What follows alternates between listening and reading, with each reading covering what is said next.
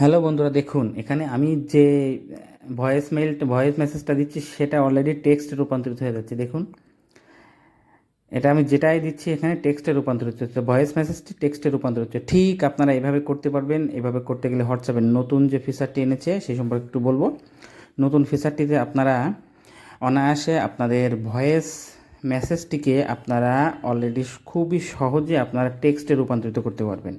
অর্থাৎ আপনারা কি ভয়েস পাঠাচ্ছেন সেটি যদি আপনার ফোনে সমস্যা হয় তাহলে আপনি সেটিকে টেক্সটে রূপান্তরিত করে পড়তে পারবেন। এটি শুধু প্রাথমিক অবস্থায় এটি হিন্দি এবং ইংলিশে আরও কিছু তুর্কিশ, স্প্যানিশ, জাপানিজ, কোরিয়ান এই যে ল্যাঙ্গুয়েজে হচ্ছে আপনি অলরেডি ইংলিশে পেয়ে যাবেন। এটি করতে গেলে প্রথমে আপনি চলে যাবেন আপনার হোয়াটসঅ্যাপের থেকে উপরে ডান পাশে ক্লিক করে সেটিংস থেকে আপনারা চলে যাবেন চ্যাটে। চ্যাট থেকে আপনি এখানে আসবেন, দেখুন ভয়েস মেসেজ ট্রান্সক্রিপ্ট।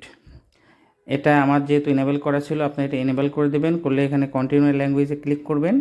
কন্টিনিউ ল্যাঙ্গুয়েজে ক্লিক করার পরে আপনাকে ভাষা সিলেক্ট করতে বলবে, আপনি ইংলিশ দিবেন। ওকে, সেট আপ। এটি 176 MB আপনাকে ডাউনলোড করতে হবে। অবশ্যই আপনি নেট কানেক্টটি অন করে নেবেন। আপনাকে 136 MB ডাউনলোড করতে হবে। ওকে, আমার ডাউনলোড কমপ্লিট হয়ে গেছে।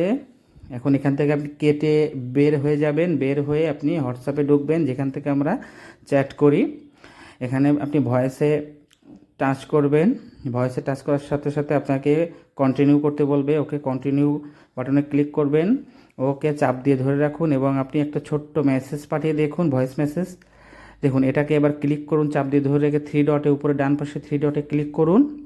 ওকে, এখান থেকে ট্রান্সক্রিপ্ট এটাকে ক্লিক করুন। তাহলে দেখুন ম্যাজিক, আপনি যেটাই পাঠাবেন না কেন, আমি ইংলিশ পাঠাচ্ছি, পরেরটা দেখেন হিন্দি পাঠাচ্ছি। বাট ইংলিশ হিন্দি আপাতত এই দুইটাতেই আপনি চালু করতে পারবেন। পরবর্তীতে বাংলা 2025 সালের শেষের দিকে অলরেডি বাংলা চলে আসবে, তখন আমরা বাংলাতে করতে পারবো। বাট এখন বাংলা যেহেতু এখন অ্যাভেলেবেল নাই, বাংলা এখনও আসে নাই, সেক্ষেত্রে আমরা বাংলাতে এখন করতে পারছি না। এখন আপাতত আমরা ইংলিশ এবং হিন্দিতে করে রূপান্তর করতে পারছি। আর এটা যাদের কানে সমস্যা তারা আপনার এভাবে ভয়েসটা পড়তে পারবে। অনেকে আছে অনেক সিচুয়েশনে সরাসরি ভয়েস মেসেজ পড়ার উপযোগী থাকে না, তখন আপনারা এটি এভাবে পড়তে পারবেন। অর্থাৎ আপনারা মেসেজটাকে টেক্সট মেসেজ রূপান্তর করতে পড়তে পারবেন। ওকে বন্ধুরা, তাহলে আজ এই পর্যন্তই। ভালো থাকবেন, সুস্থ থাকবেন, ধন্যবাদ।